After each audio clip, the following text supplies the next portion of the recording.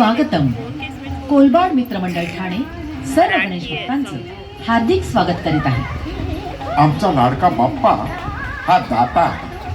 बुद्धिदाता, ज्ञानदाता, सुखदाता. आमच्या संस्कृतीत दानाला मोठं महत्व आहे. अन्नदान, द्रव्यदान, वस्त्रदान, गोदान, भूदान, ज्ञानदान, अभयदान अशा पद्धतीत ही संकल्पना विकसित झाली. महारथी कर्णाने ब्राह्मणाच्या वेशात आलेल्या इंद्राला आपल्या शरीराचा अविभाज्य भाग असलेलं कवच आणि कुंडल दान केली. या दानामुळे कर्णाची शक्ती कमी झाली. त्याचा मृत्यू झाला, पण दानशूर म्हणून तो अजरामर झाला. स्वातंत्र्य प्राप्तीनंतर विनोबा भावे यांनी उभारलेल्या भूदान चळवळीमुळे देशातल्या लाखो भूमिहीनांना जमिनी मिळाल्या.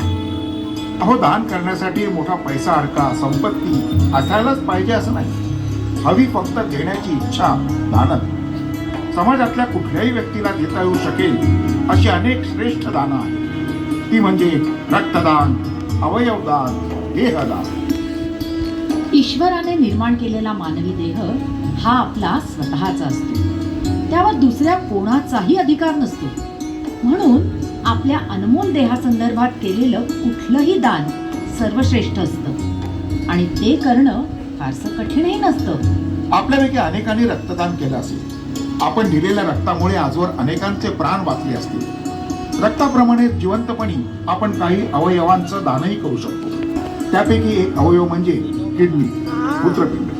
आपल्या 2 मूत्रपिंडांपैकी एक आपण गरजूला दान करू शकतो. त्यामुळे त्याचा जीव वाचतोच आणि आपल्यालाही एका मूत्रपिंडावर पुढील आयुष्य जगताना काही अडचणी येत नाहीत. डॉक्टर तात्याराव लहाने यांची मूत्रपिंड ऐन उमेदीत निकामी झाली असता त्यांच्या आई अंजनाबाईने त्यांना मूत्रपिंड दान केलं.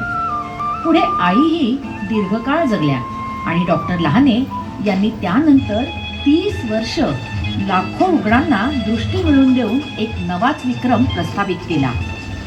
यकृत, लिव्हर हा देखील आपल्या शरीरातला एक अद्भुत अवयव आहे.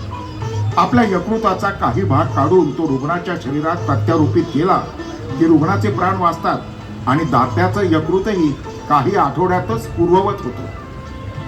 महाराष्ट्राचे माजी मुख्यमंत्री विलासराव देशमुख यांच्या यकृत प्रत्यारोपण शस्त्रक्रियेची सर्व सिद्धता होऊनही केवळ वेळेत यकृतदान न मिळाल्यामुळे त्यांचा मृत्यू झाला होता.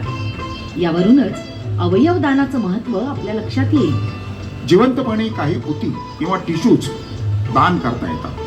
मृत्यूनंतर किडनी, लिव्हर, टिश्यू यांच्यासह इतर अनेक अवयवांचं दान करता येतं. त्यापैकी नेत्रदान हे कशाही प्रकारच्या मृत्यूनंतर करता येतं. मुख्य म्हणजे एका व्यक्तीच्या नेत्रदानामुळे 2 अंध व्यक्तींना दृष्टी प्राप्त होते. मृत्यूनंतरही आपल्या डोळ्याद्वारे हे सुंदर जग बघत राहण्याची एक मोठी संधी नेत्रदानामुळे उपलब्ध होते. म्हणूनच सर्वांनी नेत्रदानाचा अवश्य संकल्प करा. सर्वसामान्यपणे श्वास थांबला की आपण व्यक्ती दगावली असं समजतो, पण काही वेळा आधी मेंदू मृत होतो आणि मेंदूचं नियंत्रण गेल्यामुळं मग हळूहळू एक एक अवयव मृत होतो. असा रुग्ण जर का हॉस्पिटलच्या ICU मध्ये असेल तर पेशंटच्या नातेवाईकांनी संमती दिल्यास त्याचे 37 अवयव दान करता येतात. त्यामध्ये फुफ्फुसं, लंग्स, स्वादुपिंड, पॅनक्रिया, आतडे, इंटेस्टाईन्स आणि चक्क हृदय, हार्ट देखील दान करता येतं. हृदय बंद पडून मृत्यू झाला असेल तर मात्र डोळे आणि त्वचा, रक्तवाहिन्या आणि हाडं दान करता येतात. अवयवदानातला सगळ्यात महत्वाचा भाग म्हणजे देहदान. म्हणजे मृत्यू पश्चात आपला संपूर्ण देह दान करायचा. या संदर्भात आपल्या संस्कृतीतील दधीची ऋषींची गोष्ट आठवते. असुरांचा नाश करण्यासाठी देवांना वज्र निर्माण करण्याकरता अस्थी हव्या होत्या. तेव्हा दधीची ऋषींनी आपल्या प्राणांची आहुती देऊन आपल्या अस्थी देवांना दिल्या.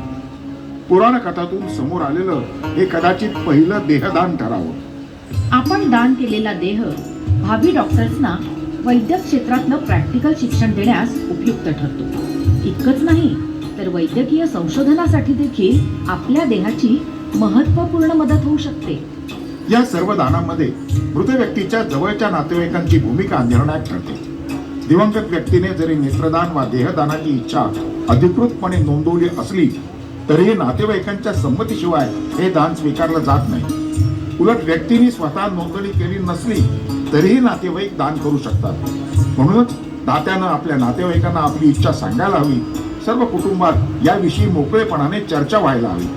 अवयव दानासंदर्भात जागरूकता असलेले नागरिक या मोहिमेत जबाबदारीने सहभागी होत आहेत. एका किडनी दात्याने 10,000 किलोमीटरची अवयवदान जनजागृती यात्रा केली, तर एक 67 वर्षांचे आजोबा अवयवदानासाठी देशभर प्रचार करत आहेत.